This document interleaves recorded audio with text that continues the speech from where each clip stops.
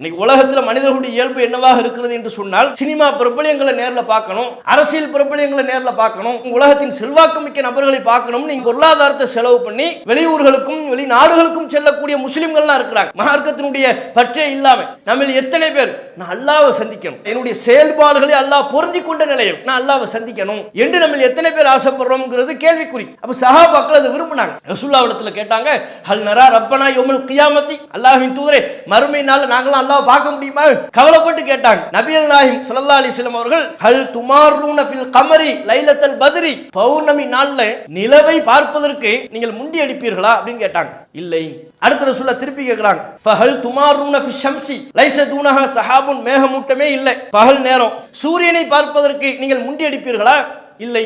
இதுபோல் ஃபஇன்னக்கும் தரவுனஹு கதாலிக், இவ்வாறே இறைவனை நீங்கள் சந்திப்பீர்கள். அல்லாஹ்வை சந்திப்பதை பத்தி நீங்க கவலைப்படாதீங்க. மூமின்களுக்கு ரசூலுல்லாஹ் சொல்றாங்க. அஸ்ஸலாமு அலைக்கும் வரஹ்மத்துல்லாஹி வபரகாத்துஹு. கண்ணியத்திற்குரிய எல்லாம் உள்ள அல்லாஹ்வின் நல்லடியார்களே, எல்லாம் உள்ள ஏகரைவனின் மகத்தான கிருபையினால் புனிதம் நிறைந்த ரமலான் மாதத்தில் நன்மையை எதிர்பார்த்தவர்களாக நாம் இங்கே அமர்ந்திருக்கிறோம். அல்லாஹ்வை எவ்வாறு நம்ப வேண்டும் என்கிற தலைப்பில் தொடராக பல்வேறு செய்திகளை பார்த்து வருகிறோம். நேற்றைய தினம் அல்லாஹ் எங்கும் இருக்கிறான் என்ற நம்பிக்கையில் சில முஸ்லிம்கள் இருக்கிறார்கள்.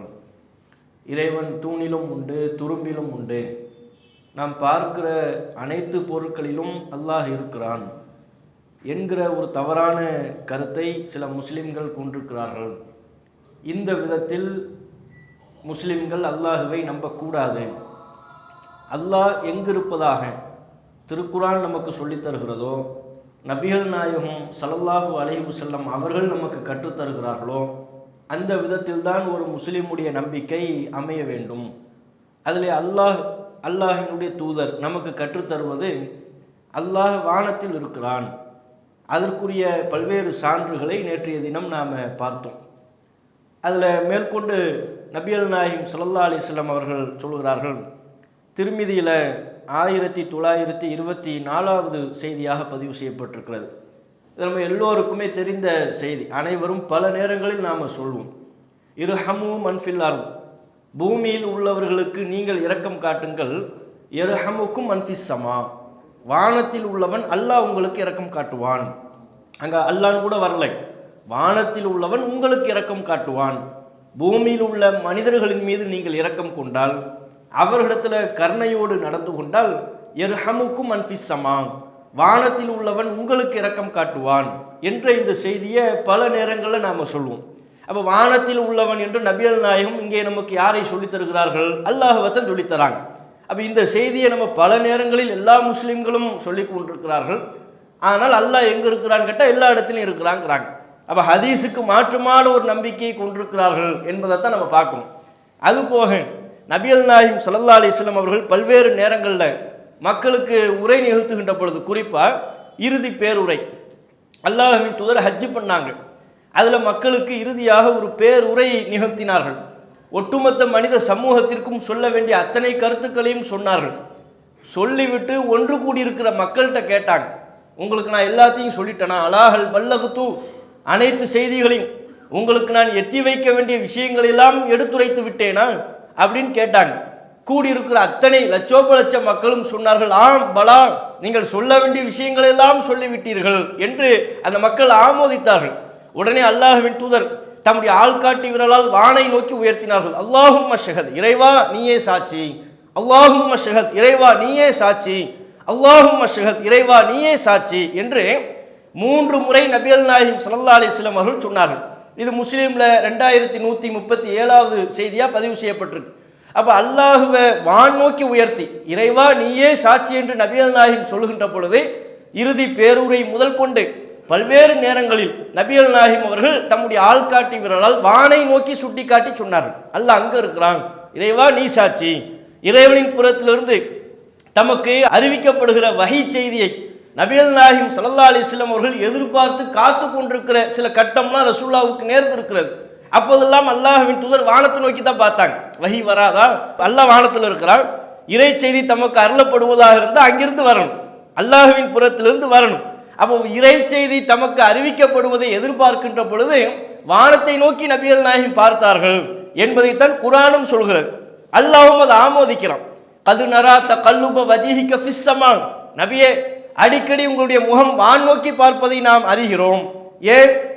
கிப்லாவுடைய மாற்றம் தொடர்பாக, கிப்லாவுடைய மாற்றம் தொடர்பான சட்டம் உங்களுக்கு வர வேண்டும் என்று சொல்லி அடிக்கடி நீங்க வானத்தை நோக்கி பார்க்குறீங்க. ஃபவல்லி வஜ்ஹக ஷத்ரல் மஸ்ஜிதில் ஹராம், இப்போதிலிருந்து காபத்துல்லாவை முன்னோக்கி தொழுங்க. அதுக்கு முன்னால் ஒரு 17-18 மாதம் பைத்துல் முகத்தஸை முன்னோக்கி ரசூலுல்லாஹ் தொழுதுகிட்டு இருந்தாங்க. ஜெருசலம் என்று சொல்லப்படுகிற பைத்துல் முகத்தஸ், பலஸ்தீனில் இருக்கிற பைத்துல் முகத்தஸ் பள்ளிவாசலை முன்னோக்கி நபிகள் நாயகம் தொழுது கொண்டு இருந்தார்கள். அல்லாஹ்வுடைய உத்தரவாது இருந்துச்சு. அதை ரசூலுல்லாஹ் மாத்திரம் நினைக்கிறாங்க. கிப்லா காபாவை முன்னோக்கி தொழுதா நல்லா இருக்குமே, மக்காவில் இருக்கக்கூடிய காபாவை முன்னோக்கி தொழுதா நல்லா இருக்கும்னு ரசூலுல்லாஹ் விரும்பினாங்க. அப்ப அல்லாஹ்ட்ட இருந்து அது தொடர்பான கிப்லா மாற்றம் தொடர்பான சட்டம் வராதா என்று எதிர்பார்த்து காத்து கொண்டிருந்தார்கள். அந்த எதிர்பார்த்து தம்முடைய காத்திருப்பை வெளிப்படுத்தும் பொழுது அடிக்கடி வானத்தை நோக்கி பார்ப்பாங்க. அல்லாஹ்ட்ட இருந்து வஹி வராதா, சட்டம் வராதா? அப்ப இறைவனின் புறத்திலிருந்து தமக்கு ஏதேனும் ஒரு சட்டம் அருளப்பட வேண்டும் என்று எதிர்பார்த்தால் அப்போதும் அல்லாஹ்வின் தூதர் வானத்தை நோக்கி தான் பார்த்தாங்க. அப்ப இதெல்லாம் எதை உணர்த்துகிறது? இறைவன் வானத்தில் இருக்கிறான். வானத்தில் எங்க இருக்கிறான்? அரிஷ் என்கிற பிரம்மாண்டமான ஒரு சிம்மாசனத்தில் அல்லாஹ் அமர்ந்திருக்கிறான். அல்லாஹ் முஸ்லிம்கள் வானத்தில் இருக்கிறான் பொத்தாம்பதுவா நம்பக்கூடாது. வானத்தில் இருக்கிறான், வானத்திலையும் 7 வானங்களுக்கு அப்பால், அதைத்தான் வானம்னு சொல்லப்படுது.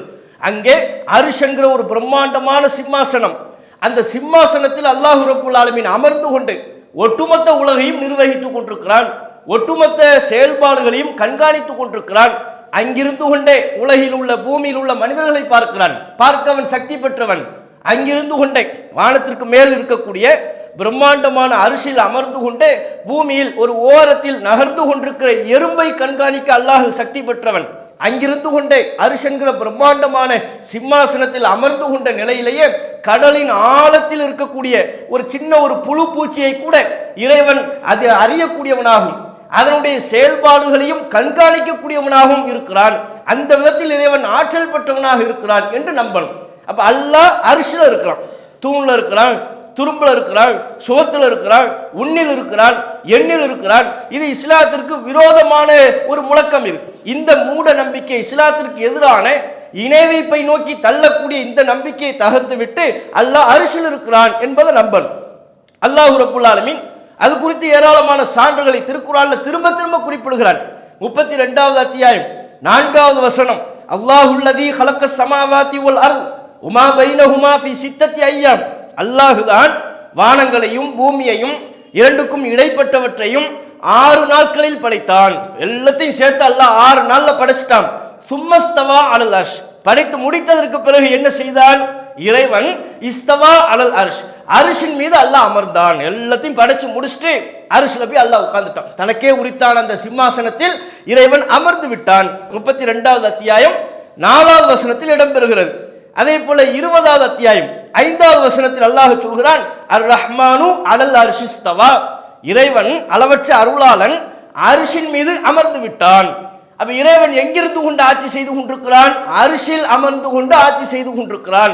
இதுதான் எண்ணற்ற திருக்குர்ஆன் வசனங்கள் நமக்கு எடுத்துரைக்கக்கூடிய சொல்லக்கூடிய கருத்துக்களாக இருக்கிறது.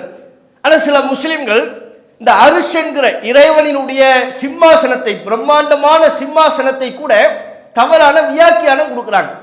அரிசினா அது சிம்மாசனம் அல்ல, இறைவனினுடைய ஆட்சியை குறிக்கக்கூடிய ஒரு குறியீடு, சிம்பாலிக்கா அல்லாஹ் சொல்றான்.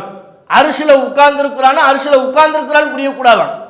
அரிசில உட்கார்ந்து இருக்கிறான்னு புரியாம அரிசிங்கிறது ஒரு பொருள் அல்ல, அரிசிங்கிறது ஒரு சிம்மாசனம் அல்ல, அது இறைவனின் ஆட்சியை குறிக்கக்கூடிய, அதிகாரத்தை குறிக்கக்கூடிய ஒரு குறியீடு, சிம்பாலிக்கு. சிம்பாலிக்கு அல்ல அரிசிங்கிறான் என்று இன்றைக்கும் பேசிக் கொண்டிருக்கிறார்.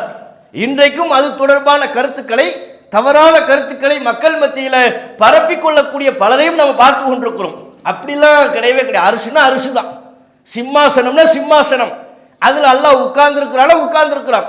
நம்ம கற்பனை பண்ணக்கூடாது, உருவம் கற்பிக்க கூடாது. ஆனால் அல்லாஹ் அரிஷ் என்கிற பிரம்மாண்டமான சிம்மாசனத்தில் அவனுக்கே உரித்தான அந்த அரியணையில் அல்லாஹ் அமர்ந்திருக்கிறான். இப்படித்தான் ஒவ்வொரு முஸ்லீமும் நம்பணும். இப்ப இவங்க அரிசின்னு சொன்னா அரிசி அல்ல, அது ஒரு சிம்மாசனம் அல்ல, இவங்களா ஒரு அதிகாரத்தை குறிக்கக்கூடிய குறியீடுன்னு சொல்றாங்கல்ல, அப்படி புரிந்து கொள்வதற்கு எந்த சான்றுமே இல்லை. நீங்க குர்ஆன்ல பாருங்க, அல்லாஹ் ரப்புல் ஆலமீன் அரிஷை மலக்குமார்கள் சுற்றி கொண்டிருப்பதாக சொல்றான். அரிசை வானவர்கள் சுற்றி, அல்லாஹ் அரிசில உட்கார்ந்து இருக்கிறான், அதை சுற்றி மலக்குமார்கள் சுத்திக்கிட்டே இருக்கிறாங்க. அவங்களுக்கு டியூட்டியே என்ன? அல்லாஹ் உட்கார்ந்து கொண்டிருக்கிற அரிசை சுற்றி கொண்டே இருப்பது. அப்ப அரிசை மாணவர்கள் சுற்றி கொண்டிருக்கிறார்கள் என்றால் அதனுடைய பொருள் என்ன? அந்த அரிசிங்கிறது ஒரு சிம்மாசனமாக, ஒரு அரியணையாக இருக்குன்னு அர்த்தம்.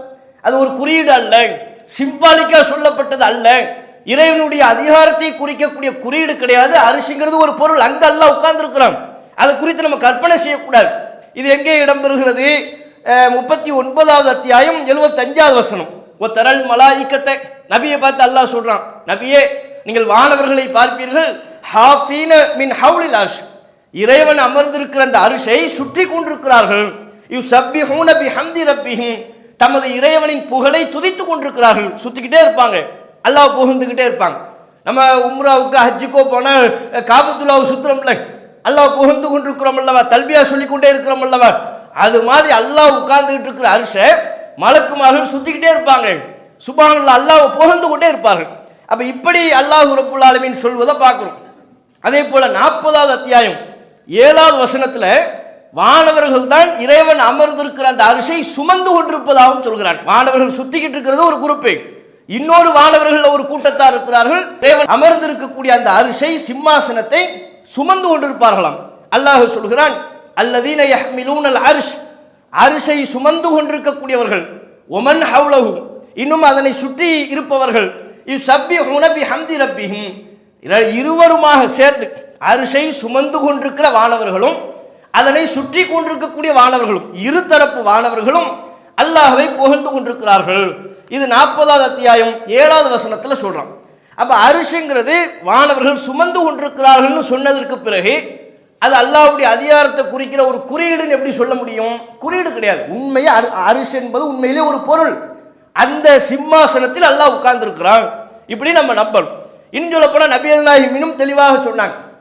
புகாரில 660வது இலக்கத்தில் பதிவான ஹதீஸ், மறுமை நாள்ல எல்லா மனிதர்களும் சூரியன் தலைக்கு அருகாமையில் இருக்கும், வேர்வையில மூழ்கி கொண்டிருப்பார்கள். சில பேர் கணுக்கால் வரையிலையும் வேர்வை, சில பேர் முட்டுக்கால் வரையிலும் வேர்வையில மூழ்கி கொண்டிருப்பார்கள், சில பேருக்கு இடுப்பு வரையிலும் வேர்வை வந்துருமா. அவங்கவுங்க பாவத்துக்கு தக்க அல்லாஹ் நாடிய அளவுக்கு வெவ்வேறு விதத்தில் மனிதர்கள் வேர்வையில மூழ்கி தத்தளித்துக் கொண்டிருப்பார்கள். நிழலே இருக்காது, ஒரே ஒரு நிழல். எதனுடைய நிழல்? அல்லாஹ் அமர்ந்திருக்கிற அரிசினுடைய நிழலை தவிர வேறு எந்த நிழலும் இருக்காது என்று நபிகள் நாயகம் ஸல்லல்லாஹு அலைஹி வஸல்லம் அவங்க சொன்னாங்க. அப்ப அந்த நாளில் அல்லாஹ்வுடைய அரிசி என்கிற பிரம்மாண்டமான சிம்மாசனத்தின் நிழலை தவிர வேறு எந்த நிழலும் இல்லாத அந்த மறுமை நாளில் 7 வகையினரை அல்லாஹ் தேர்வு செய்து நிழல் கொடுப்பான். அப்ப இதுல இருந்தும் நமக்கு என்ன புரிகிறது? அரிசிக்கு நிழல் இருக்குன்னு வேற வருது. அப்போ ஒரு பொருள் ஆயிடுச்சுல, அரிசிக்கு நிழல் இருக்கிறது. அப்ப அது ஒரு அரியணை, அல்லாஹ் அமர்ந்திருக்கக்கூடிய சிம்மாசனம். அதுக்கு நம்ம மாற்று விளக்கம் வியாக்கியானம்லாம் கொடுக்க இயலாது என்பதை புகாரியினுடைய 660வது செய்தி நமக்கு தெளிவுபடுத்துகிறது. இன்னும் புகாரில 3197வது ஹதீஸ், அதுல நபிகள் நாயகம் நமக்கு இன்னும் ஒரு புதிய செய்தியை சொல்றாங்க. லம்மா ஹலக்கல்லாஹுல் ஹல்க, அல்லாஹ் எல்லாத்தையும் எல்லா படைப்பினங்களையும் படைத்த பொழுது கதப ஃபி கிதாபிஹி, தான் ஒரு பதிவேடை எழுதினாலும், எல்லாத்தையும் அல்லாஹ் படைச்சிட்டான். படைச்சதுக்கு அப்புறம் ஒரு பதிவேட்டை அல்லாஹ் எழுதினான். ஹுவ யக்துபு அலா நஃப்ஸிஹி, தன் மீதே தான் ஒன்றை விதித்துக் கொள்ளும்படியாக தனக்கே ஒரு ரூல் போட்டுக்கிட்டு அல்லாஹ் ஒரு பதிவேட்டை எழுதினான். அந்த பதிவேடு எங்க இருக்கு? வஹுவ வதுஉன் இந்தஹு அலல் அர்ஷி, அது அல்லாஹ்வுக்கு பக்கத்துல அரிசில இருக்கிறது. இறைவன் எழுதிய அந்த பதிவேடு அரிசில அல்லாஹ் வச்சிருக்கிறான், தனக்கு பக்கத்துல அரிசில அல்லாஹ் வச்சிருக்கிறான். அந்த பதிவேட்டில் அல்லாஹ் என்ன எழுதினான்? இன்ன ரஹ்மத்தி தக்லிபு கலபி, என்னுடைய அருள் என்னுடைய கோபத்தை மிகைத்து விட்டது. இதை தனக்குத்தானே அல்லாஹ் விதித்து கொண்டான். என்ன கடுமையா கோபப்படுவேன், கடுமையா கோபக்காரங்கிறது அந்த பண்பை விட அதிகமாக அன்பு செலுத்துவேன், அளவற்ற அருளாளன், அது மிகைத்து விட்டது. அப்ப இறைவன் கோபக்காரனாகவும் இருக்கிறான், தண்டிப்பவனாகவும் இருக்கிறான், அதே வேளை கருணை செலுத்தக்கூடியவனாகவும் அன்பு செலுத்தக்கூடியவனாகவும் இருக்கிறான்.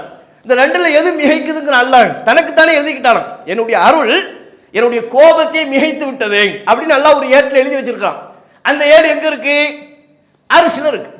அப்போ இறைவன் கைப்பட எழுதிய ஒரு ஏடு அரிசில் இருப்பதாக புகாரில உள்ள 3194வது செய்தியில இடம்பெறுகிறது. 7404 இந்த 2 இலக்கத்திலும் நீங்க பார்க்கலாம். அப்ப இதுவும் நமக்கு எதை சொல்லி தருகிறது? அரிசில அல்லாஹ் இருக்கிறான், அது ஒரு பொருள் தான், வியாக்கியானம்லாம் கொடுக்கக்கூடாது என்பதை நம்ம தெளிவாக புரிந்து கொள்ள முடியும். அதே மாதிரி முஸ்லிம்ல இடம்பெறக்கூடிய மற்றும் ஒரு செய்தி, நபிகள் நாயகம் ஸல்லல்லாஹு அலைஹி வஸல்லம் அவங்க சொல்றாங்க, அது புகார்லையும் நீங்க பார்க்கலாம், 24/12 இலக்கத்தில் ரசூலுல்லாஹ் காலத்தில் ஒரு சம்பவம் நடக்குது. அல்லாஹ்வின் தூதர் சஹாபாக்களோடு அமர்ந்திருக்கும் பொழுது ஒரு யூதர் ஒருத்தர் வர்றார், யஹூதியும். ஒரு யூதர் வந்து ரசூலுல்லாஹ்ட்ட சொல்றாங்க, அபுல் காசிம், அபுல் காசிமே, ரசூலுல்லாஹ்வுக்கு ஒரு பேர் என்ன? காசிமுடைய வாப்பா. அபுல் காசிம்னா காசிமின் வாப்பான்னு அர்த்தம். ரசூலுல்லாஹ் உசுரோடு இருக்கும்போது யாரும் அந்த பேரில் அழைக்கப்படக்கூடாதுட்டாங்க. ஏன்னா ரசூலுல்லாஹ் கூப்பிட்ற மாதிரி யூதர்கள் கிண்டல் பண்ணுவாங்க. வேறு நபர்களை அழைப்பது போல நபிகள் நாயகத்தை கேலி செய்யக்கூடும் என்பதற்காகவும் இன்னும் சில காரணங்களுக்காகவும் அபுல் காசிம்னு தன்னை தவிர வேறு யாரையும் அழைக்கக்கூடாதுன்னு ரசூலுல்லாஹ் தடுத்துட்டாங்க, ரசூலுல்லாஹ் இருக்கிற வரையிலும். அப்போ அபுல் காசிம், அபுல் காசிமே, ஒரு யூதர் அழைக்கிறார். வரப வஜிஹி ரஜுலும் மின் அஸ்ஹாபி, உங்கள் கூட்டத்தில் உங்கள் தோழர்களில் ஒரு ஆள் என் முகத்தில் கடுமையாக அடிச்சு விட்டாரு, நீங்கள் என்னன்னு கேளுங்க அப்படிங்கிறாங்க. அப்போ ரசூலுல்லாஹ் கேட்குறாங்க, மண், யார்பா ஒன்று அடித்தது அப்படிங்கிறாங்க. ரஜுலும் மினல் அன்சார், அன்சாரிகளிருந்து ஒரு ஆள் தான் என்னை கடுமையாக அடிச்சு விட்டாரு. உதுஹும், அவர் கூப்பிடுங்க, யார் என்ன எதுன்னு டீட்டெயிலை கேட்டுவிட்டு அவர் அழைச்சிட்டு வாங்கட்டாங்க. அது லரப்தஹும், அடிச்சிங்களா நீங்கள்? அவர் வந்துட்டார், அந்த அன்சாரி நபி தோழர் வந்துட்டார். ரசூலுல்லாஹ் அவர்கிட்ட கேட்குறாங்க, என்னப்பா அவர் அடிச்சு விட்டாருன்னு சொல்லி கம்ப்ளைண்ட் பண்ணுறாரு, அடிச்சிட்டிங்களா அப்படின்னு கேட்குறாங்க. அவர் சொல்கிறார், ஆமாம் அடித்தேன், உண்மைதான், நம்மளா இருந்தால் போய் அங்கே போய் உட்காந்துக்கிட்டு அடிக்கலாம் இல்லைங்க, யார் இவரெல்லாம் பார்த்ததே இல்லையே, இவர் என்ன அடிச்சேங்கிறாருங்குவார். லேசாக பட்டுருச்சு, அதுக்கு இந்த வருத்தான், அதுக்கு இவ்வளோ பெரிய புகாரான்னு சொல்லி நிறைய பேசிக்கிட்டு இருப்போம். அவர் உண்மையை சொல்லிவிடுறாரு, ஆமாம் அடித்தேன். ஏன் அடித்தேன்னு தெரியுமா? அவர் விளக்கம் சொல்கிறார். சமிஅத்துஹு பிஸ்ஸூக், அவர் கடை வீதியில் இருந்தார், நானும் அந்த கடை வீதிக்கு போனேன். சத்தம் போட்டு பேசுகிறார். என்ன பேசுகிறார்? யஹ்லிஃபு, சத்தம் போட்டு சத்தியம் செய்கிறார். வல்லதி ஸ்தஃபா மூசா அலல் பஷர், மனிதர்களிலேயே மூசாவை தேர்வு செய்த இறைவன், மூசா தான் பெஸ்ட்டு. மூசா அலைஹிஸ்ஸலாம் இருக்கிறாங்க, யூதர்கள்னா அவங்களுக்கு மூசா இறை தூதர் அனுப்பப்பட்டாங்கல்ல, மூசா அலைஹிஸ்ஸலாம் அவர்களை சிறப்பித்து பேசுகிறார். அதுவும் நான் வந்ததை பார்த்துக்கிட்டு ரொம்ப சத்தம் போட்டு பேசுகிறார். இவர் அட்டாக் பண்ணுற மாதிரி, இவரை தாக்குற மாதிரி ரொம்ப சத்தம் போட்டு பேசிக்கிட்டு இருந்தாரு. குல்து, நான் சொன்னேன், ஐ ஹபீஸ், மோசமானவனே, அலா முஹம்மதின் ஸல்லல்லாஹு அலைஹி வஸல்லம், முஹம்மது நபி ஸல்லல்லாஹு அலைஹி வஸல்லம் அவர்களை விடவுமா அப்படின்னு நான் கேட்டேன். அவர் அமைதியை கமுக்கமாக நிற்கிறார். ஃபஅஹதத்னி கல்பத்துன், கடுமையான எனக்கு கோபம் வந்து விட்டது. லரப்து வஜ்ஹஹு, உடனே அவர் முகத்தில் நான் அடிச்சிட்டேன் அப்படின்னாங்க. அப்போ நபிகள் நாயகம் ஸல்லல்லாஹு அலைஹி வஸல்லம் அவங்க திருப்பி சொல்கிறாங்க, மூசாவை மனிதர்களிலேயே தேர்வு செய்த இறைவன் அப்படின்னு சொன்னதுக்கே அடிச்சு விட்டார். இப்போ நுபுர் சர்மா பேசுனதெல்லாம் அவர் பார்த்தாருன்னா என்ன ஆயிருக்கும் பாருங்க, எப்பேற்பட்ட அளவுக்கு இன்றைக்கு பேசி கொண்டிருக்கிறார்கள். அப்போ அதை அடிக்கிறது மார்க்கத்தில் உள்ளது கிடையாது. அதை ரசூலுல்லாஹ் கண்டிக்கிறாங்க. கண்டிச்சுட்டு நபிகள் நாயகம் ஸல்லல்லாஹு அலைஹி வஸல்லம் அங்கே ஒரு செய்தியை சொன்னாங்க, லா துகையிரு பைனல் அம்பியாய், நபிமார்களுக்கு இடையில ஏற்றத்தாழ்வு கற்பிக்காதீங்க. நபிமார்களில் இவர் சிறந்தவர், இவர் தாழ்ந்தவர், இவர் உயர்ந்தவர், இவர் சிறப்பு குறைவானவர், இவர் சிறப்பு கூடுதலானவர், இப்படிலாம் நீங்கள் ஏற்றத்தாழ்வு நபிமார்களுக்கு இடையில் கற்பிக்காதீர்கள் அப்படின்னு சொல்லிட்டு, மூசா அலைஹிஸ்ஸலாம் அவர்கள் தானே பஞ்சாயத்து பிரச்சனை, இவருக்கு முஸ்லீமாக இருந்த அந்த நபித்தோழருக்கு மூசா அலைஹிஸ்ஸலாம் அவர்களை குறைத்து மதிப்பிட்டு விடக் கூடாது என்பதற்காக வேண்டி மூசா அலைஹிஸ்ஸலாம் அவர்கள் தொடர்பான ஒரு சிறப்பை அங்கே சொல்கிறார்கள். என்னப்பா, யாரையுமே அப்படி குறைச்சலாம் மதிப்பிடாதீங்க, நபிமார்களுக்கு மத்தியில் ஏற்றத்தாழ்வு கற்பிக்காதீங்க. ஃபஇன்னன் நாஸ யஸ்ஆகூன யௌமல் கியாமா, மறுமை நாளில் எல்லா மக்களும் மயங்கி கீழே விழுந்துருவாங்க. எல்லாம் ஒரு சத்தம் கட்டவுடனே அனைவரும் மயங்கி கீழே விழுந்துருவாங்க, நானும் மயங்கிடுவேன்.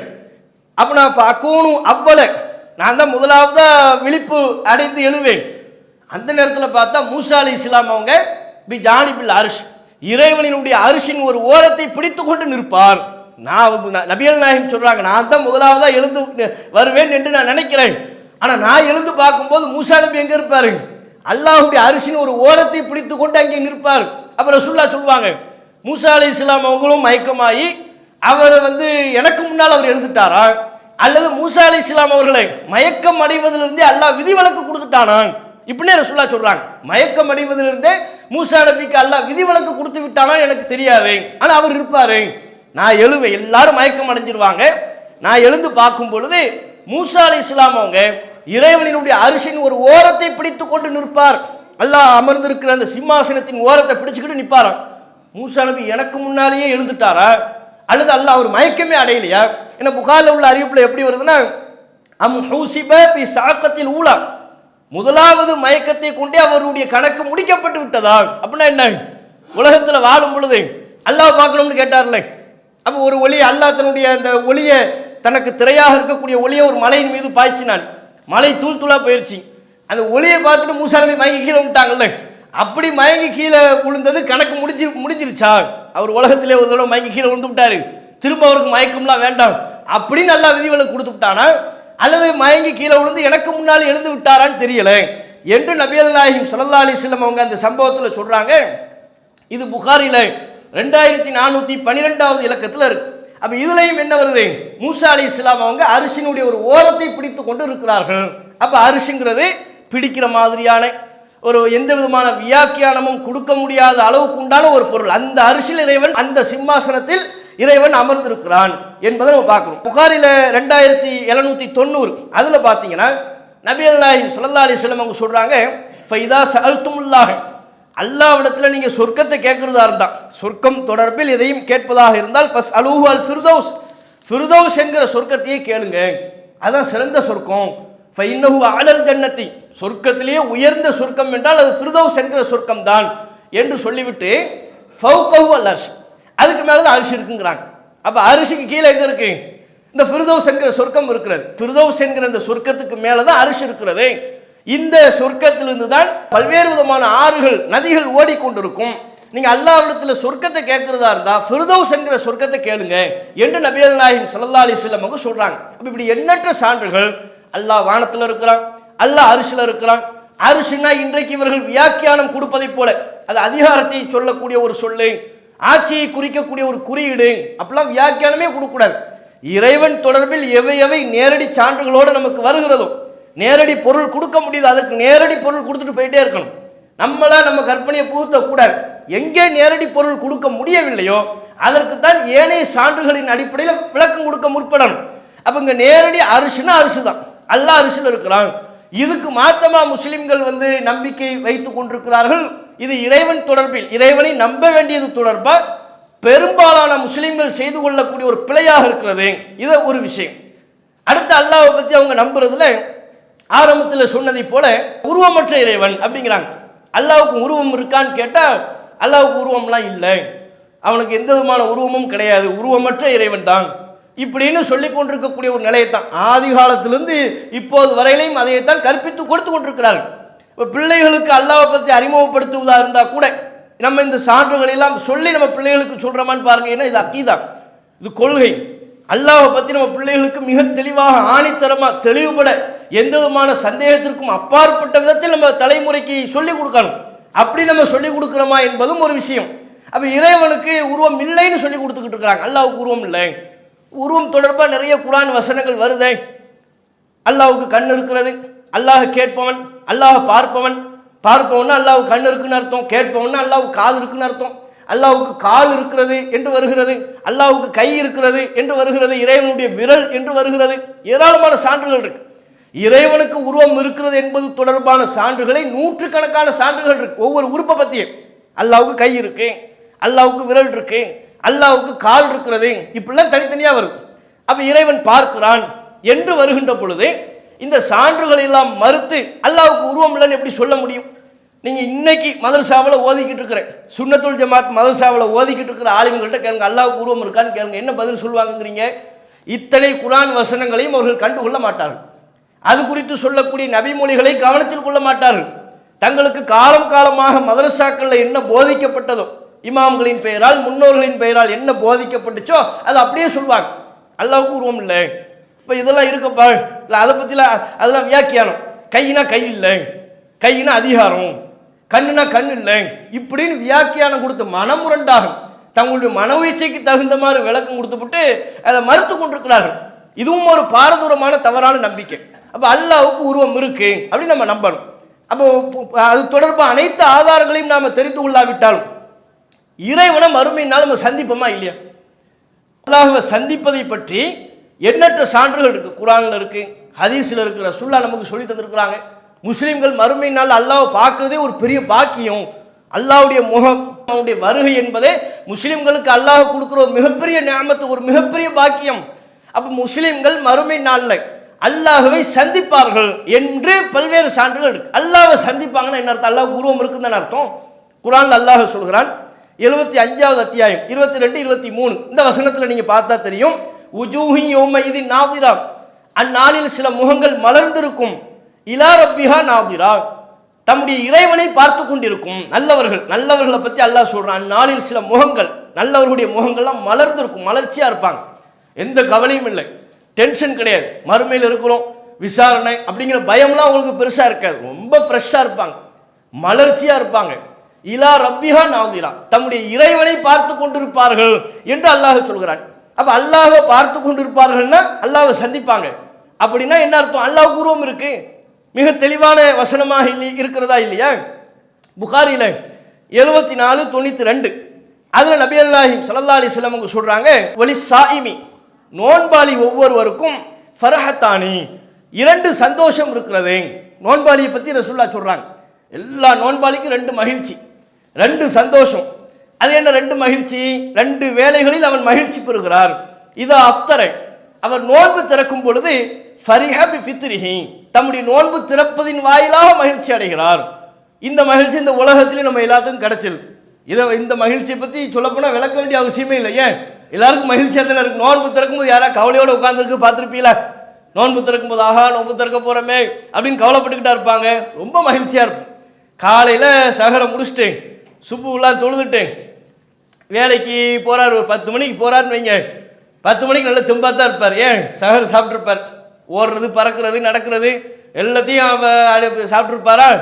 அல்லப்பா சஹரில் ஒரு பறக்கத்தை வச்சிருக்கிறான்ல, இவரே ஆல்ரெடி ஏகபோக உணவு பதார்த்தங்கள் வச்சிருப்பார், சஹரில் வர ஒரு பறக்கத்து இருக்கு, 2 சேர்ந்து கொலாபரேட் ஆகி நல்ல நிறைவாக இருப்பார். 10 மணிக்கு போகும்போது ஒரு பிரச்சனையும் இல்லை. பாய் ஒரு மதியம் ஆகும்போது லுகருக்கு வரும்போது தான் கொஞ்சம் பேட்டரி டவுன் ஆகிடும். அதுக்கப்புறம் அசருக்கு டோட்டலாக பேட்டரி டவுன் முடிஞ்சு போச்சு. 4 மணிக்கெலாம் இப்படி எல்லாம் சுருதி குறைஞ்சிருவார். 4 மணிலேருந்து கவுண்ட் டவுன் ஸ்டார்ட் மாதிரி டைமை பார்ப்பார். 4 மணி நோன்பு இன்னைக்கு எத்தனை மணிக்கு திறக்கணும் அதையே 10 தடவை பார்ப்பார். ஒவ்வொரு நாளுக்குமா மாறப்போகுது, மாறினா 1 நிமிஷம் மாறுமா, பக்கத்தில் உள்ளவட்டையும் கேட்டுக்குவார், இன்னைக்கு நோன்பு திறக்கிற டைம் என்ன, அந்த பக்கம் ஒரு இன்னைக்கு நோன்பு திறக்கிற நேரம் என்ன, இந்த பக்கம் இன்னைக்கு நோன்பு திறக்கிற நேரம் என்ன, இவர்கிட்ட கேட்டு அவர்கிட்ட கேட்கறதுக்குள்ள நேரம் மாறப்போதான்னு அவ்வளவு நேரம் கேட்பார். 6:35 இப்படின்னு சொல்றாங்கன்னு வைங்களேன். அப்போ இவர் 4 மணிக்கு இருப்பார், 4, 5, 6, 6:30 அப்போ இன்னும் 2.5 மணி நேரம் இருக்கு, சரி போகட்டும் அப்படின்னு போவார். அங்கிட்டு சுற்றி இங்கிட்டு சுற்றி கடைசியில் ஒரு 1 ஹவர் தான் போயிருக்கும். மறுபடியும் டைமை பார்ப்பார், மணி எத்தனை, 5, 6, 6:30 இன்னும் 1.5 மணி நேரம் இருக்குது, சரி. அதுக்கப்புறம் 1/4 மணி நேரம் தான், ஒவ்வொரு 1/4 மணி நேரத்துக்கும் டைமை பார்த்துக்கிட்டு இருப்பார். 5க்கு 5:15 பார்ப்பார், 5:30 பார்ப்பார், 6க்கு பார்ப்பார், 5:45, 6 மணி ஆயிடுச்சுன்னு வைங்க, ஒவ்வொரு நிமிஷத்துக்கும் பார்ப்பார். 6 மணி ஆயிடுச்சா ஏதாவது ஒரு வேலையை பார்த்துக்கிட்டு இருப்பா, திடீர்னு நோம்பு திறக்க, ஓ எப்பா இன்னும் 35 நிமிஷம் இருக்கும் இப்படிங்குவார். 6 மணிலேருந்து ஒவ்வொரு நிமிஷத்துக்கும் நேரம் பார்த்துக்கிட்டு இருப்பார். அதுவும் ஊரில் இந்த பள்ளியாசலில் போய் நோம்பு திறக்க போவாங்கல்ல, வீட்டிலேருந்து 5:30 மணிக்கெல்லாம் குரூப்பு எல்லாத்தையும் கிளம்பிட்டு போயிடுவார். அங்கே போய் ஒரு பள்ளிவாசலில் கொட்டுறா வாங்கி அதில் ஒரு பேரிச்சம்பழம் இருக்கும், எடுத்துக்கிட்டு மொட்டை மாலில் போய் அல்லான்னு உட்கார்றது தான். வானத்தையே பார்த்து இறைவா நோன்பு திறக்கிற நேரம் எப்போ வரும் அப்படின்னு பார்த்துக்கிட்டு இருப்பார். அதுவே வீடாக இருந்துச்சுன்னு வைங்க, இவர் வீட்டில் நோன்பு திறக்கிற குரூப்பாக இருந்துச்சுன்னா அவ்வளவுதான், வீட்டில் உள்ள எல்லாத்தையும் பாடாப்படுத்தி 5:30 மணிக்கே பரபரப்பு இஃப்தாருக்கு ரெடி பண்ணுறாராம். 5:30 மணிக்கே பிள்ளைகள் வெளியே ஓடிக்கிட்டே, இல்லைங்க வா வந்து உட்காரு, பாப்பா நீ எவ்வளோ நேரம் இருக்கு உட்காரு, நோன்பு திறக்கிற நேரமாச்சு, 5:30 மணிக்கெல்லாம் 5:30 மணிக்கெல்லாம் அந்த பாடுபடுத்தி முன்னால் உட்கார வச்சு ரோஸ் மில்க்கு, ரசுநாள், வடை, பஜ்ஜி என்னென்ன இருக்கும், இவர் வித்தையெல்லாம் வேற கற்றுக்கிட்டதெல்லாம் வேற காட்டுவார். எல்லாத்தையும் போக கஞ்சியை வச்சுக்கிட்டு பார்ப்பார். 6 மணிக்கெல்லாம் கஞ்சியை பார்த்தாங்க, 6 மணிக்கெல்லாம் உட்கார்ந்தாங்க, 6:15, 6:20 இப்படியே டைமை பார்த்துக்கிட்டே வருவார். டைமை பார்த்துக்கிட்டு இருப்பாரா, இன்னும் 10 நிமிஷம் இருக்குது, என்ன பண்ணுறது, பள்ளிவாசலில் இந்த பேரிச்சம்பழம் அதெல்லாம் கொடுத்துருப்பாங்களே, பேரிச்சம்பழத்துக்கு ஒரு ஆப்ரேஷன் நடக்கும், கொட்டையை எடுத்து வெளியே போட்டு பேரிச்சம்பழத்தை மட்டும் கையில் 2 துண்டாக பிரித்து வச்சுருப்பார். இந்த மகிழ்ச்சியெலாம் மார்க்கத்தில் உள்ளது தான். அதான் ரசூலுல்லாஹ் சொல்கிறாங்க, நோன்பாளிக்கு 2 மகிழ்ச்சிங்கிறாங்கல்ல, ஒரு மகிழ்ச்சி அவருக்கு நோன்பு திறக்கும் போதே கிடச்சிருந்துங்கிறாங்களே, இதுதான் மகிழ்ச்சி. பேரிச்சம்பழத்துக்கு ஆப்ரேஷன், கொட்டையை தூக்கி வெளியே போட்டு 2 துண்டாக கையில் பிரித்து வச்சுருப்பார். அடுத்து பார்ப்பாருன்னு எவ்வளோ அப்போ இன்னும் ஒரு 7 நிமிஷம் இருக்கிற மாதிரி தெரியுதே அப்படின்னு அடுத்து இன்னொரு கொலாபரேஷன் நடக்கும். பள்ளிவாசலில் ஒரு கஞ்சி தந்துருப்பாங்கல்ல, இவர் பக்கத்தில் வடை, பஜ்ஜி, சம்சா, இவர் கடையிலேருந்து வாங்கினது, வீட்டில் போட்டது, சட்னி, சாம்பார் எல்லாத்தையும் உள்ளுக்குள்ளே அடிப்பார். சம்சாவை 2 துண்டாக பிச்சு உள்ளே முக்குவார், அதை உள்வாங்கிடும். அதை உள்வாங்கிறதுக்கே அந்த கொட்டுற அந்த பாத்திரம் திணறும். அது திணறிட்டு இருக்கும்போதே ஒரு வடையை பிப்பார், வடையை பிச்சு அதுக்கு மேலே போட்டு அதையும் உள்ளுக்குள்ளே முக்கு மேற்கொண்டு ஏதோ உள்ளே ஊற்றலாம் வைப்பார். இன்னும் சில குரூப்பு சட்னி இதையும் அங்கே வெளியே இருக்குது, இதையும் உள்ளே கொட்டு, சட்னியை உள்ளே கொட்டுவார். பள்ளிவாசலில் வெள்ளை கலரில் கஞ்சி கொடுத்துருப்பாங்க, இங்கே ரத்த கலரில் இருக்கும். இவர் கொட்டா மட்டும் பார்த்தீங்கன்னு வைங்க செவேன்னு இருக்கும். பக்கத்தில் உள்ளவர் பார்ப்பார், ஏங்க இந்த கஞ்சி எங்களுக்கு தரலையே, இது இந்த பள்ளிவாசலில் கொடுத்த கஞ்சி தானா, இங்கே கொடுத்ததாப்பா, டவுட்டே இல்லை, அவர் வேறு ஏதோ மிக்சிங் பண்ணியிருக்கிறாரு அப்படின்னு நினைப்பாங்க. எல்லாத்தையும் பண்ணி இப்போ பார்த்தா இன்னும் ஒரு 3 நிமிஷம் இருக்கு, 3 நிமிஷம் 2 நிமிஷம் ஆகும். அதுக்கு மேலே பண்ணுறதுக்கு அவருக்கு ஒன்றும் இருக்காது. எல்லா வேலையும் பண்ணி முடிச்சிட்டார். அதுக்கிடையில் பள்ளிவாசலில் பாங்கு சொல்கிற ஆள் மைக்கு டெஸ்டிங் பண்ணிடக்கூடாது. அந்த நேரத்தில் போய் இப்படி தட்டிட்டாங்கன்னு வைங்களா, நோம்பு திறக்க நேரம் ஆயிடுச்சு இருக்கிறவங்களாம் அவசரப்படுத்தி இருப்பா. அவர் மைக்கு சரியாக வேலை செய்யும், பாங்கு சொல்லணும். அவருக்கு மகரிப் பாங்கு சொல்கிற பொறுப்பு கொடுத்துருக்கு. மைக்கு சரியாக வேலை பார்க்குறதா தானே பார்க்கறதுனா 3 நிமிஷம் இருக்குது, பொறுமையாக இருக்குன்னா அந்த பொறுமை இருக்காது நமக்கு. இல்லை நான் நேரம் ஆயிடுச்சுன்னு நினச்சேன். அதுக்கடையில் நம்ம ஆட்கள் அந்த ஒவ்வொரு ஆளுக்கும் ஒவ்வொரு அலாரம். இவர் 1 நிமிஷத்துக்கு முன்னாலே ஒரு செல்ஃபோனில் அல்லாஹ் அக்பர் பாங்கு சொல்ல ஆரம்பிச்சிடும். பக்கத்தில் ஒரு 10 ஃபோனாகுது. 6:21 நோம்பு திறக்கிறதுனா சில பேர் செல்ஃபோனில் 6:19 பாங்கு சொல்லி 19க்கு பாங்கு சொல்லிட்டாங்க, எங்கேயோ சொல்லிட்டாங்க, பாங்கு சொல்லிட்டாங்கல்ல, அது சாஃப்ட்வேர் டைமிங் ஒரு 2 நிமிஷம் முன்னால் சொல்லிக்கிட்டு இருக்குது, பொறு இன்னும் 2 நிமிஷம் இருக்குது. கடைசியில் அவர் அந்த 6:21 அல்லாஹ் அக்பர் பாங்கு சொல்லும்போது பேரிச்சம்பழத்தை சாப்பிட்டு தண்ணி குடிக்கும்போது ஒரு மகிழ்ச்சி வருதா, ஒரு சந்தோஷம் வருதா? இது மார்க்கத்தில் உள்ளது. ரசூல் ஸல்லல்லாஹு அலைஹி வஸல்லம் சொல்றாங்க, லிஸ்ஸாயிமி ஃபர்ஹத்தானி, நோன்பாளிக்கு 2 மகிழ்ச்சி இருக்கிறது. ஒரு மகிழ்ச்சி இதா அஃப்தர, அவர் நோன்பு திறக்கும் பொழுது ஃபரிஹா பி ஃபித்ரிஹி, தன்னுடைய நோன்பு திறப்பதின் வாயிலாக மகிழ்ச்சி கொள்கிறார். இன்னொரு மகிழ்ச்சி என்ன? 2 மகிழ்ச்சியில் ஒரு மகிழ்ச்சி, இந்த மகிழ்ச்சி இந்த உலகத்தில் உள்ள எல்லாருக்கும் கிடைச்சிருக்கு. நோன்பு திறக்கும் போது அத்தனை நோன்பாளிகளும் பயன்பெற்று விடுகிறார்கள். 2வது மகிழ்ச்சியை ரசூலுல்லாஹ் சொல்றாங்க, வைதா லக்கிய ரப்பஹு, மறுமை நாளில் தம்முடைய இறைவனை சந்திக்கும் பொழுது ஃபரிஹா பி ஸௌமிஹி, தான் நோற்ற நோன்பின் மூலம் மகிழ்ச்சி அடைவார். இந்த நோன்போடு நம்ம மறுமை நாளில் சந்திப்போம்ல அல்லாஹ்விடத்தில், நோன்பாளிகள் அனைவரும் இறைவனை மறுமை நாளில் சந்திக்கின்ற பொழுது விசேஷ கவனத்தோடு கவனிக்கப்படுவார்கள், விசேஷ கவனத்தோடு அணுகப்படுவார்கள். அந்த நேரத்திலையும் நம்ம உலகத்தில் நோன்பு வச்சிருந்தோம் பாரு, எவ்வளோ பெரிய ஒரு ரிசல்ட், அல்லாஹ்வை சந்திக்கும் போது எவ்வளோ பெரிய ஒரு பாக்கியம் நம்ம கிடைக்குது என்று நோன்பாளிகள் மறுமை நாளில் அல்லாஹ்வை சந்திக்கும் போதும் மகிழ்ச்சி அடைவார்கள். அப்போ உலகத்தில் நோன்பு திறக்கும் போது ஒரு மகிழ்ச்சி, மறுமை நாளில் அல்லாஹ்வை சந்திக்கும் போது இன்னொரு மகிழ்ச்சி. அது நோன்புக்குன்னு உள்ள விசேஷமான மகிழ்ச்சி. அந்த மகிழ்ச்சி நோன்பாளிகள் அல்லாத மற்றவங்களுக்கு கிடைக்காது. அப்போ மறுமை நாளில் நோன்பாளிகள் அல்லாஹ்வை சந்திக்கும் பொழுது ஒரு மகிழ்ச்சி கிடைக்குதுங்கிறாங்க. இது புகாரில 74:92. இந்த ஹதீஸிலிருந்தும் அல்லாஹ்வை மறுமை நாளில் நம்ம எல்லாருமே சந்திப்போம், அல்லாஹ்வுக்கு உருவம் இருக்கு, இறைவனை அனைவரும் சந்திப்பார், பல்வேறு நபர்கள் இறைவனை சந்திப்பார்கள் என்பது நமக்கு தெளிவாகிறது. புகாரில 65:07 இன்னும் ஒரு செய்தி, நபிகள் நாயகம் ஸல்லல்லாஹு அலைஹி வஸல்லம் அவங்க சொல்றாங்க, இதை அல்லாஹ்வை சந்திப்பது தொடர்பாக, மன் அஹப்ப லிகா அல்லாஹி, யார் அல்லாஹ்வை சந்திக்க விரும்புகிறாரோ அஹப்பல்லாஹு லிகாஹு, அவரை சந்திக்க அல்லாஹ்வும் விரும்புகிறான். ஒமன் கரிஹ லிகா அல்லாஹி, அல்லாஹ்வை சந்திப்பதை யார் வெறுப்பாரோ கரிஹ அல்லாஹு லிகாஹு, அவரை சந்திப்பதை அல்லாஹ்வும் வெறுக்கிறான். இப்படின்னு ரசூலுல்லாஹ் சொல்றாங்க. நல்லா கவனிங்க, ரசூலுல்லாஹ் சொல்றாங்க, யாரு உலகத்தில் வாழும் பொழுது அல்லாஹ்வை சந்திக்கிறத ஆசைப்படுறாரோ, அல்லாஹ்வை சந்திக்கிறத விரும்புகிறாரோ, அந்த அடியானை அல்லாஹ்வும் சந்திக்க விரும்புகிறான். சரி, என் அடியான் என்னை பார்க்கணும்னு ஆசைப்படுறான், என்னை சந்திக்கணும்னு விரும்புகிறான், நானும் அவனை பார்த்தாகணும் அப்படின்னு அல்லாஹ் விரும்புவானோ. விசேஷமாக பார்க்கறது அங்கிருந்து கொண்டும் அல்லாஹ் நம்ம பார்த்துக்கிட்டு தான் இருக்கிறான். அங்கே மறுமையில் நானும் அந்த அடியானை சிறப்பு கவனத்தோடு சந்திக்கணும் என்று அல்லாஹ்வும் விரும்புகிறான். யார் இந்த உலகத்தில் வாழும் பொழுது அல்லாஹ்வை சந்திக்கிறத வெறுக்கிறாங்களோ, அல்லாஹ்வை சந்திக்கிறத வெறுத்து ஒதுங்குகிறார்களோ, அந்த அடியானை அல்லாஹ்வும் சந்திக்க வெறுக்கிறான் என்று நபிகள் நாயகம் சொல்றாங்க. சொல்லும் பொழுது ஆயிஷா ரலியல்லாஹு அன்ஹா அவங்க கேட்குறாங்க, இன்னும் சில ஹதீஸின் வாசகங்களில் ரசூலுல்லாஹ்வுடைய மனைவியரில் ஒருவர் அப்படின்னு வருது. அவங்க கேட்குறாங்க, யார் ரசூலுல்லாஹ், அல்லாஹ்வின் தூதரே, இன்னால நக்ரஹுல் மௌத்த, நாம் அனைவரும் மரணத்தை வெறுக்கத்தானே செய்கிறோம், மரணத்தை யாரும் விரும்புறது இல்லையா, மரணத்தை வெறுக்கிறோமே, அப்படின்னா என்ன, மரணத்தை வெறுக்கிறோம்னா அல்லாஹ்வை சந்திக்கிறோம்னா எப்போ சந்திப்போம், மௌத்தா போனால் தானே சந்திக்கணும்.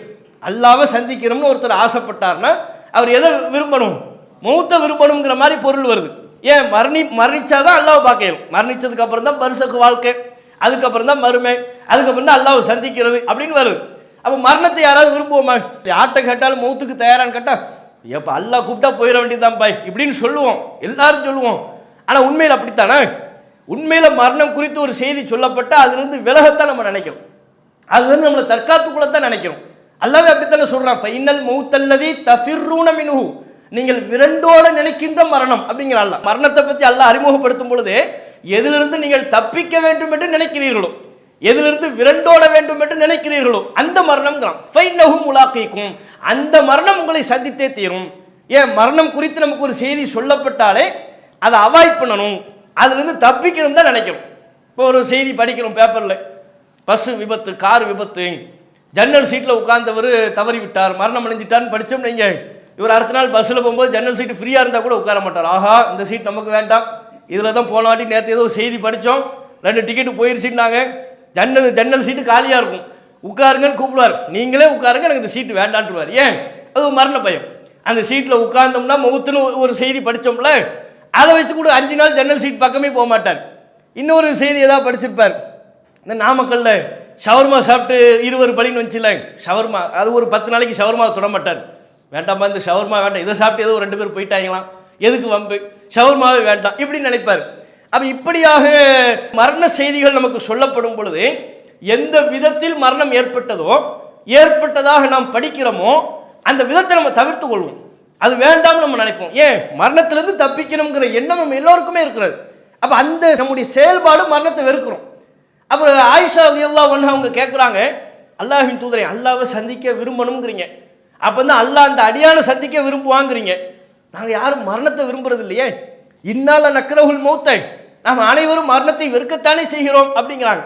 ஆயிஷா ரலியல்லாஹு அன்ஹா அவங்க அதை கேட்கும் பொழுது நபிகள் நாயகம் சொல்றாங்க, லைசதாக்க, நீங்க சொல்வதனுடைய பொருள் அதுவல்ல, நாம சொன்னதுடைய பொருள் நீங்க விளங்கிட்டது மாதிரி கிடையாது, அதுவல்ல. ரசூலுல்லாஹ் விளக்குறாங்க, வலாக்கின்னல் முஃமின், ஒரு இறை நம்பிக்கையாளர், இதா ஹதரஹுல் மௌத், அவருக்கு மரணம் வருகின்ற பொழுது புஷ்ஷிர பி ரிதுவானில்லாஹி வ கராமத்திஹி, அல்லாஹ்வுடைய திருப்தியும் அல்லாஹ்வுடைய சங்கை மதிப்பும் அவருக்கு நற்செய்தியாக சொல்லப்படும். ஒரு மூமின் மரண தருவாயில் இருக்கும் பொழுது சுற்றி உள்ள குடும்பத்தாருக்கெல்லாம் தெரியாது, அவங்க பெற்றோருக்கோ பிள்ளைக்கோ மனைவிக்கோ மக்களுக்கோ சொந்த பந்தங்களுக்கோ நண்பர்களுக்கோ யாருக்கும் தெரியாது. அந்த இறை நம்பிக்கையாளருக்கு தெரிவிக்கப்பட்டோம், மலக்குமார்கள் சொல்லிடுவாங்க, புஷ்ஷிர பி ரிதுவானில்லாஹி, அல்லாஹ் உங்களை பொருந்திக்கிட்டான், அல்லாஹ் உங்களை திருப்திப்பட்டுட்டான் என்கிற செய்தி சொல்லப்பட்டுருச்சுன்னா அந்த வினாடி, அந்த கண நேரம், வலைச ஷைஉன் அஹப்ப இலைஹி மிம்மா அமாமஹு, தனக்கு முன்னால் அல்லாஹ்வுடைய பொருத்தம் சொல்லப்பட்டதை விட வேறு எதுவும் அவருக்கு விருப்பத்திற்குரியதா இருக்காது. மனைவி மக்கள் எதை பற்றியுமே அவர் யோசிக்க, அல்லாஹ் நம்மளை பொருத்திக்கிட்டானா, அல்லாஹ்வை பார்க்கணும் அப்படின்னு அந்த நேரத்தில் அவனுக்கு ஆசை வந்துருமா. மரண நேரத்தில் இருக்கும்போது மலக்குமார்கள் வருவாங்க, வந்து அல்லாஹ்வுடைய திருப்தி அவருக்கு சொல்லப்பட்ட அந்த மூமினின் நிலை என்னவா இருக்குமா, உலகத்தில் எதை பற்றியும் யோசிக்க மாட்டார், மனைவி மக்கள் குடும்பம் குட்டி எதை பற்றியும் கவலைப்பட மாட்டார். தனக்கு அந்த நற்செய்தி சொல்லப்பட்டதற்கு பிறகு அவர் கவனம் முழுக்க அல்லாஹ்வை சந்திக்கணும், அல்லாஹ் என்னை திருப்திப்பட்டான், அல்லாஹ் என்னை பொருந்தி கொண்டு விட்டான் என்று நினைப்பார். அதே வேளை அப்பதான் நபிகள் நாயகம் ஸல்லல்லாஹு அலைஹி வஸல்லம் சொல்றாங்க, அந்த அடியாரை அல்லாஹ்வும் சந்திக்க விரும்புவான். வைனல் காஃபிர், ஒரு இறை மறுப்பாளர், இதா ஹதர, அவருக்கு மரண சம்பவம் நேர்கின்ற பொழுது புஷ்ஷிர பி அஸாபில்லாஹி, அல்லாஹ்வுடைய தண்டனை குறித்து அவருக்கு சொல்லப்படும். அல்லாஹ் உங்க மேல கடும் கோபத்தில் இருக்கிறான், உங்க செயல்பாடுகள் எதுவுமே அல்லாஹ்வுக்கு பிடிக்கல, இறைவனின் கோபத்திற்கும் தண்டனைக்கும் உரியவரா நீங்க இருக்கிறீங்க என்று மலக்குமார்கள் அவருக்கு சொல்லிடுவாங்க. சொல்லும்போது மௌத்தாவதுக்கு முன்னால அல்லாஹ் என் மேல கடும் கோபத்தில் இருக்கிறான், அந்த அல்லாஹ் எப்படி நான் சந்திப்பேன், அல்லாஹ் சந்திக்க வெறுப்பார், அல்லாஹ் சந்திக்க பயப்படுவார், இறைவனை சந்திப்பதை முற்றிலுமாக தவிர்க்க நினைப்பார், வெறுப்பார். அந்த அடியானை அல்லாஹும் சந்திக்க வெறுப்பான். இதுதான் நான் சொன்னதனுடைய பொருள் என்று நபிகள் நாயகம் ஸல்லல்லாஹு அலைஹி வஸல்லம் அவங்க சொல்றாங்க. இந்த செய்தி புகாரில 6507வது இலக்கத்தில் பதிவாயிருக்கிறது.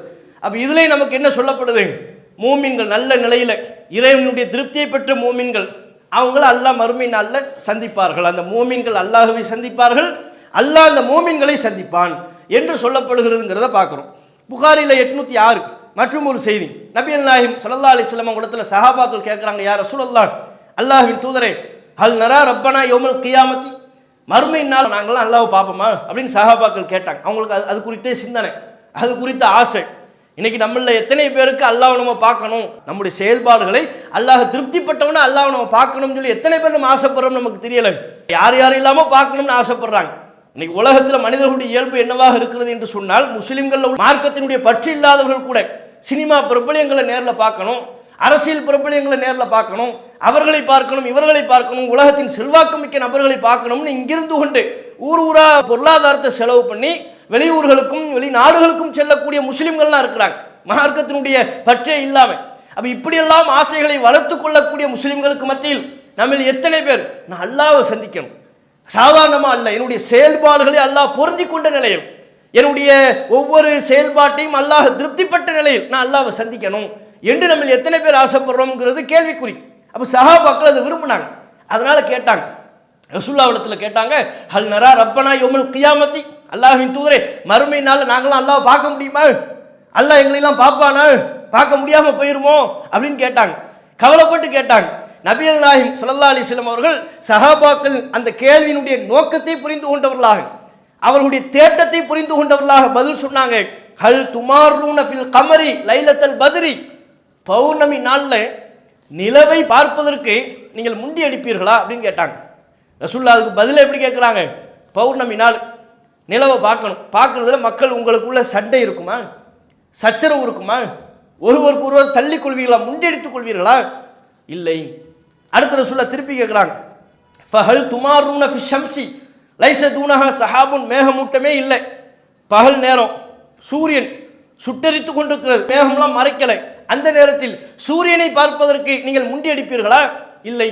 இதுபோல் ஃபஇன்னக்கும் தரவுனஹு கதாலிக், இவ்வாறே இறைவனை நீங்கள் சந்திப்பீர்கள். அல்லாஹ்வை சந்திப்பதை பற்றி நீங்கள் கவலைப்படாதீங்க. மூமின்களுக்கு ரசூலுல்லாஹ் சொல்றாங்க, அல்லாஹ்வை சந்திப்பதை பற்றி நீ கவலை, கூட்டத்தில் அல்லாஹ்வை பார்க்க முடியாமல் போயிருமோ, தள்ளுமுள்ளு ஏற்பட்டுருமோ, சில பேர் மட்டும் பார்த்து சில பேர் பார்க்க முடியாம அப்படிப்பட்ட ஒரு நிலை ஏற்பட்டு விடுமோ என்றெல்லாம் பயப்பட வேண்டிய அவசியம் இல்லை.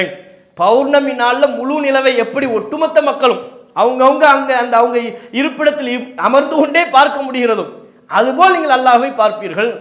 சூரியன் பகல் நேரத்தில் மேகமூட்டம் இல்லாத நாளில் சூரியனை நீங்கள் பார்ப்பதை போல இறைவனை நீங்கள் பார்ப்பீர்கள், அதில் உங்களுக்கு சந்தேகமே வேண்டாம் என்று நபிகள் நாயகம் ஸல்லல்லாஹு அலைஹி வஸல்லம் அவங்க சொல்றாங்க. அப்ப இதுலையும் அல்லாஹ்வை நம்ம சந்திப்பதை பற்றி, அல்லாஹ்வுக்கு உருவம் இருக்கு, அவனை நம்ம சந்திப்போம், மூமின்கள் பார்ப்பாங்க, இறைவனை பார்ப்பது அப்படிப்பட்ட ஒரு பெரிய பாக்கியம் என்று ரசூல் ஸல்லல்லாஹு அலைஹி வஸல்லம் அவங்க நமக்கு சொல்லித் தரதை பார்க்குறோம். இது புகாரில் 806வது இலக்கத்தில் பதிவு செய்யப்பட்டிருக்கிறது. முஸ்லீம்ல பதிவு செய்யப்பட்ட மற்றும் ஒரு செய்தி, அதில் அல்லாஹ்வின் தூதர் சொல்றாங்க, இதா தஹல அஹ்லுல் ஜன்னத்தி அல் ஜன்னா, சொர்க்கவாசிகள் சொர்க்கத்துக்குள்ளே போகிறாங்க. எல்லாம் நரகவாசிகள் அல்லாஹ் நரகத்துக்கு அனுப்பிட்டான், சொர்க்கவாசிகளை சொர்க்கத்துக்கு அல்லாஹ் அனுப்பிட்டான். சொர்க்கத்துக்குள்ளே அனுப்பும் பொழுது அல்லாஹ் அவ்வப்போது விசாரிப்பானாம், திருப்தியாக இருக்கிறீங்களா, பேசுகிறது தான் ஒரே சத்தம் தான் கேட்கும், நல்லா இருக்கீங்களா, எதுவும் குறை இருக்கா, வேற எதுவும் வேணுமா, எப்படி கவனிக்கிறான் பாருங்க சொர்க்கவாசிகள். அல்லாஹ்வே நேரடியாக அவங்களிடத்துல பேசி வேற எதுவும் குறை வச்சுட்டாங்களா, வேற எதுவும் தேவைப்படுதா அவங்களுக்கு, இப்படி நல்லா கேட்பானோ. யக்கூலுல்லாஹு தபாரக வ தஆலா, அல்லாஹ் ரப்புல் ஆலமீன் பேசுவான், துரீதுன ஷைஅன், வேற ஏதாவது உங்களுக்கு வேணுமா கேளுங்க, அசீதுக்கும், உங்களுக்கு நான் இன்னும் அதிகப்படுத்துறேன், உங்களுக்கு என்ன வேணுமோ சொல்லுங்க, எல்லா ஏற்பாடையும் பண்ணிடுவோம், ஒரு குறையும் இருக்கக்கூடாது, எல்லா ஏற்பாடையும் நாம் செய்து விடுவோம் அப்படின்னு கேட்பாங்க. கேட்கும்போது அப்போ சொர்க்கவாசிகள் சொல்வாலாம், இறைவா இந்த சொர்க்கத்தில் உன்னுடைய கவனிப்பில் எங்களுக்கு என்ன குறை, என்ன குறை எங்களுக்கு இருக்கு, ஒரு குறையும் இல்லையே, அலம் துபய்யிது உஜூஹனா, எங்கள் முகத்தை எல்லாம் நீ வெண்மையாக்கவில்லையா. சொர்க்கத்தில் விசேஷமான தோற்றத்தில் தானே இருப்போம், சொர்க்கவாசிகள் அனைவரும் விசேஷமான ஒரு சிறப்பான தோற்றத்தில் இருப்பார்கள். உலகத்தில் நாம் இப்போ இருக்கிற இந்த தோற்றத்திற்கும் சொர்க்கத்தில் போனதுக்கப்புறம் மூமின்கள் பெறக்கூடிய தோற்றத்துக்கும் சம்பந்தம் கிடையாது. இங்கே எப்படி இருக்கிறோமோ அப்படியே அங்கே இருப்போம்ங்கிறது அர்த்தம் கிடையாது. இங்கே கருப்பாக இருக்கிறவர் கூட ஒரு சொர்க்கவாசியாக இருந்தார்னா அங்கே நல்லா வெண்மையாயிருவார். நபிகள் நாயகம் சொல்கிறாங்க, சொர்க்கவாசிகள் அல்லாஹ்விடத்தில் சொல்லுவாங்களாம், அலம் துபய்யிது உஜூஹனா, எங்கள் முகத்தை எல்லாம் நீ வெண்மையாக்கவில்லையா, அலம் துதுகினல் ஜன்னா, எங்களை நீ சொர்க்கத்தில் நுழைவிக்கவில்லையா, ஒ துணஜினா மினன்னார், நரகத்திலிருந்து எங்களை நீ காப்பாற்றவில்லை. நரகத்திலிருந்து காப்பாற்றுறதே எவ்வளோ பெரிய பாக்கியம். சொர்க்கத்தின் இன்பம் ஒவ்வொன்றையும் நாங்கள் அனுபவித்துக் கொண்டிருக்கிறோம், எங்கள் முகங்கள்லாம் வெண்மையாக்கி வைத்திருக்கிறாய், இதை விட எங்களுக்கு வேறு என்ன வேணும் அப்படின்னு கேட்பாங்க. கேட்கும்போது அல்லாஹ் சொல்வான், இல்லை இன்னும் ஒன்று இருக்கு அப்படின்னு சொல்லிட்டு ஃபயக்ஷிஃபுல் ஹிஜாப், திரையை அல்லாஹ் அகற்றுவான். அல்லாஹ் வந்து தனக்கு முன்பாக ஒரு திரையை அல்லாஹ் ஏற்படுத்தி வச்சிருப்பான், அந்த திரையை அல்லாஹ் அகற்றுவான். அகற்றினோடனே அல்லாஹ் தெரிவான். சொர்க்கவாசிகள் அல்லாஹ் பார்ப்பாங்க. பார்க்கும்போது சொர்க்கவாசிகளுடைய உணர்வு எப்படி இருக்கும்ங்கிறத ரசூலுல்லாஹ் சொல்றாங்க, ஃபமா உஅது ஷைஅன் அஹப்ப இலைஹிம் மினன் நஸர் இலா ரப்பிஹிம் அஸ்ஸ வஜல், அந்த நேரத்தில் அல்லாஹ்வை பார்ப்பதை விட அவர்களுக்கு வேறு எதுவும் இன்பத்திற்குரியதா தெரியாது. அல்லாஹ் பார்த்துக்கிட்டே இருக்கலாம் போல, அல்லாஹ் பார்த்துக்கிட்டே இருக்கணும் போல என்று சொர்க்கவாசிகள் விரும்புவார்களாம். அப்ப இறைவனை பார்ப்பதை விட அவர்களுக்கு வேறு எதுவும் இன்பத்திற்குரியதாக தெரியாது என்கிற அளவிற்கு அவர்கள் அல்லாஹ்வை பார்ப்பதை ரசிப்பார்கள், அல்லாஹ்வை பார்ப்பதில் லயிப்பார்கள். அது ஒரு இன்பம், அது ஒரு மகிழ்ச்சி. சொர்க்கவாசிகளுக்கு அவ்வப்போது அல்லாஹ் அந்த மகிழ்ச்சியை, இறைவன் தன்னுடைய தரிசனத்தை, தன்னுடைய காட்சியை சொர்க்கவாசிகளுக்கு ஏற்படுத்தலாம். அப்ப இதுவெல்லாம் நமக்கு எதை உணர்த்துகிறது, அல்லாஹ் மறுமை நாளில் நல்லவர்கள் சந்திப்பார்கள், சொர்க்கவாசிகளுக்கு அல்லாஹ் தன்னுடைய தோற்றத்தை வெளிப்படுத்துறான், காட்டுறான், தன்னுடைய ஒரிஜினல் தோற்றத்தை அல்லாஹ் காட்டுறான், வெளிப்படுத்துறான். அப்ப இறைவனுக்கு உருவம் இருக்கிறது. இப்படி நாம அல்லாஹ்வுடைய சந்திப்பை நம்ம நம்பணும். இறைவனை மறுமை நாளில் நல்லவர்கள் சந்திப்பார்கள். இது இப்படி நம்புவதும் அல்லாஹ்வை நம்புவதில் உள்ள மிக முக்கியமான ஒரு அம்சம். அதே மாதிரி சில பேர் அல்லாஹ் சந்திக்கவும் மாட்டான். இந்த உலகத்தில் இறைவனினுடைய உத்தரவை மீறி செயல்பட்டவர்கள், உதாரணமாக திருக்குர்ஆன்ல 3வது அத்தியாயம் 77வது வசனம் அல்லாஹ் சொல்றான், இன்னல்லதீன யஷ்தரூன பி அஹ்தில்லாஹி வ ஐமானிஹிம் தமனன் கலீலா. அல்லாஹ்விடம் செய்து கொண்ட ஒப்பந்தத்தை, உடன்படிக்கைகளை யார் அற்ப விலைக்கு விற்றார்களோ, யூதர்களை பற்றி அல்லாஹ் பேசுறான், அற்ப விலைக்கு யார் விற்றார்களோ, உலாயிக லா ஹலாக லஹும் ஃபில் ஆகிரா, இவர்களுக்கு மறுமை நாளில் எந்த பங்கும் இல்லை, நற்பேரே கிடைக்காது, பாக்கியம் இல்லை. உலாயு கல்லிமுஹுமுல்லாஹு, இவங்க மறுமை நாள் அல்லாஹ் அவங்களோடு பேசவும் மாட்டான். ஒலா எந்துரு இலையும், அவர்களை அருள் கண்ணோட்டத்தோடு அல்லாஹ் அவங்கள பார்க்கவும் மாட்டான். உலாயு ஜக்கீஹும், அவர்களை தூய்மைப்படுத்தவும் மாட்டான். உலகும் அதாபுன் அலீம், துன்புறுத்தும் வேதனை உள்ளது. வேதத்தை படித்து உள்ளதை உள்ளபடி மக்களுக்கு சொல்லாமல் அல்லாஹ்விடம் செய்து கொண்ட ஒப்பந்தத்துக்கு மாத்தமா, வேதத்தை மறைக்க மாட்டோம், உள்ளபடி சொல்வோம் என்று எடுத்துக்கொண்ட ஒப்பந்தத்துக்கு மாத்தமா, அற்ப ஊதியத்தை பெற வேண்டும் என்பதற்காக, உலகத்தின் ஆதாயத்துக்காக வேண்டி யார் யாரெல்லாம் இந்த காரியத்தில் ஈடுபடுகிறார்களோ அவர்கள் அல்லாஹ் கண்டிக்கிறான்.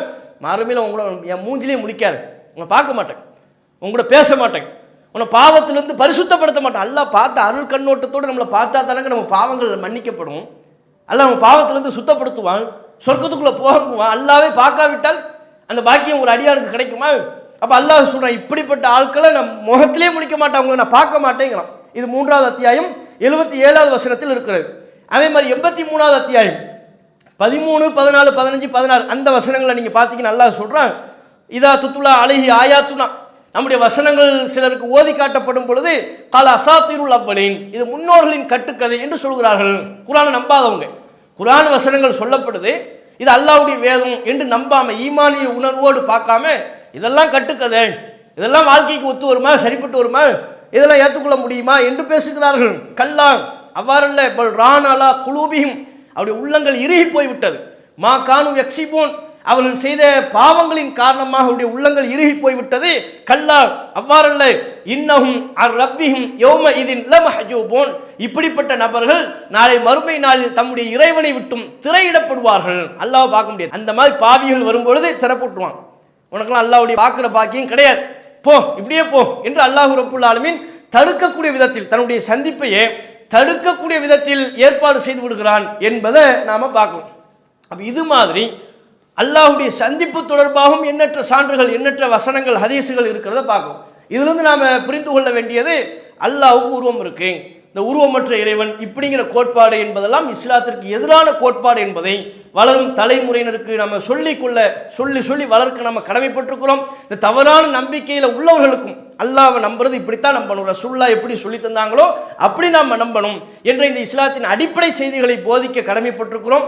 இன்ஷா அல்லாஹ் இன்னும் அடுத்தடுத்து அல்லாஹ்வினுடைய பண்புகள் தொடர்பாகும், எந்த விதத்தில் அல்லாஹ்வை நம்ம ஈமான் கொள்ளணும் என்பது தொடர்பான மேலதிகமான செய்திகளை இன்ஷா அல்லாஹ் தொடர்ச்சியாக காண்போம். அல்லாஹ் அருள் செய்வானாக. வாஹிரு தாவானா அல்ஹம்துலில்லாஹி ரப்பில் ஆலமீன். அஸ்ஸலாமு அலைக்கும் வரஹ்மத்துல்லாஹி வபரகாத்துஹு. இஸ்லாம் மற்றும் சமுதாய செய்திகளை அறிந்து கொள்ள தமிழ்நாடு தௌஹீத் ஜமாஅத் யூடியூப் பக்கத்தை உடனடியாக சப்ஸ்கிரைப் செய்து கொள்ளுங்கள். மேலும் பெல் பட்டனையும் கிளிக் செய்து கொள்ளுங்கள்.